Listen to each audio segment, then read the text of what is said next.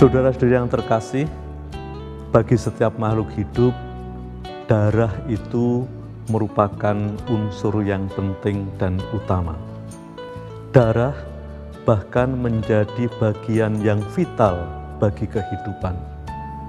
Tanda darah inilah lalu yang menghadirkan banyak slogan, banyak kosakata untuk melihat pentingnya darah itu. Ada slogan, setetes darah Anda akan menyelamatkan kehidupan bagi banyak orang. Untuk mewujudkan cinta kepada tanah air, ada ungkapan, Indonesia adalah tumpah darahku, memberikan tanda bahwa darah merupakan unsur yang vital bagi kehidupan kita.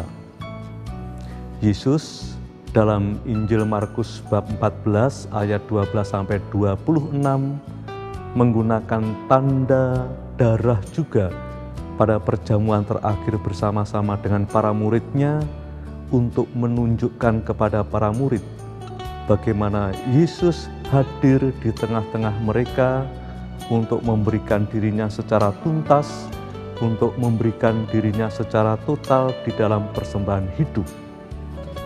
Dalam perjamuan itu, ketika Yesus mempersembahkan perjamuan utamanya, Dia mengatakan, inilah tubuhku, inilah darahku.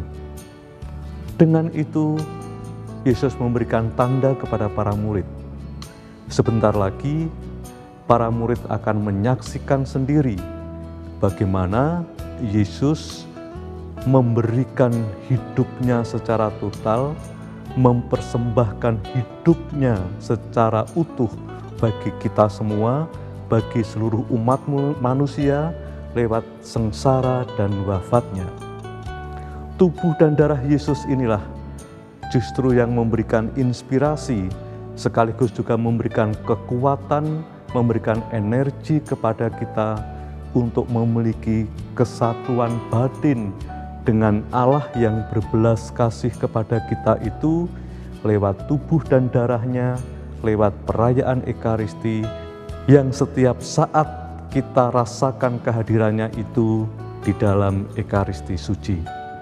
Para saudara-saudari yang terkasih, tubuh dan darah Yesus kemudian tidak hanya menjadi tanda, sekaligus juga menjadi sarana kehadiran Allah di dalam hidup kita itu, kemudian kita juga diperkenankan memiliki kesatuan batin dengan Allah itu dalam perayaan Ekaristi. Dalam liturgi Ekaristi, kita mendapatkan menu mimbar untuk kembali disegarkan dengan firman Tuhan. Tetapi jangan lupa, puncak dari Ekaristi suci adalah ketika ada persembahan di altar. Kristus yang menumpahkan darahnya, Kristus yang mempersembahkan hidupnya secara total itu dihadirkan kembali lewat Ekaristi suci. Semakin kita sering menyantap tubuh Kristus, semakin kita mengalami kehadirannya lewat persembahan hidupnya di dalam Ekaristi itu, kita semakin dipersatukan dengan Tuhan. Dengan demikian, saudara-saudari yang terkasih, semakin kita beriman kepada Kristus, semakin kita beriman kepada Putra Allah yang dihadirkan kepada kita, karena begitu besarnya cinta Allah itu kepada kita, kita semakin disadarkan menjadi manusia ekaristis. Seperti Kristus yang dicintai oleh Bapanya, Dia menjadi berkat bagi kita semua. Dia menunjukkan totalitas berkat-Nya itu ketika Dia menghadirkan keselamatan kepada kita lewat totalitas pemberian dirinya dalam sengsara dan wafat-Nya. Maka kita sebagai pribadi-pribadi yang dicintai oleh Tuhan juga diajak untuk bisa menjadi berkat bagi sesama kita, menghadirkan keselamatan bagi sesama kita. Kalau kita bisa menjadi berkat karena kita dicintai Tuhan, dengan berani berbagi, dengan berani mempersembahkan hidup kita untuk sesama kita, untuk saudara-saudari kita, Berarti persatuan kita dengan Kristus itu menghadirkan keselamatan bagi banyak orang. Kita merayakan tubuh dan darah Kristus ketika kita sudah mengimani Allah Tritunggal, Bapa, Putra, dan Roh Kudus.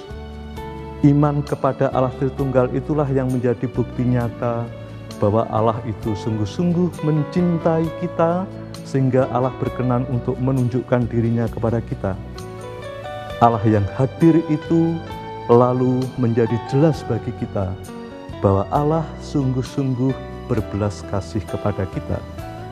Kitalah yang dipilih oleh Allah, kitalah yang diberkati oleh Allah. Maka seperti Kristus yang menjadi berkat karena Dia dikasihi oleh Allah, kita juga dipanggil untuk mempersembahkan hidup kita, mengorbankan sebagian apa yang kita miliki, tenaga, pikiran, dan hidup kita bagi keselamatan sesama kita. Tuhan hadir memberikan keselamatan, maka kita juga dipanggil untuk menghadirkan keselamatan Allah bagi siapapun yang kita jumpai, karena kita adalah pribadi-pribadi ekaristis, pribadi yang dipilih, dicintai, dan diberkati. Berkat itu tidak untuk diri kita sendiri, tapi berkat itu juga kita bagikan, kita pecah-pecahkan, kita persembahkan untuk setiap orang, karena mereka pun juga diberkati, dicintai, dan dipilih oleh Allah. Selamat merayakan cinta Tuhan, selamat merayakan tubuh dan darah Kristus, selamat menjadi manusia ekaristis. Kita pribadi-pribadi yang dipilih, maka kita pantas untuk berbahagia, maka kita juga diutus berbagi, bahagia, dan sukacita itu dimanapun kita berada. Tuhan memberkati kita.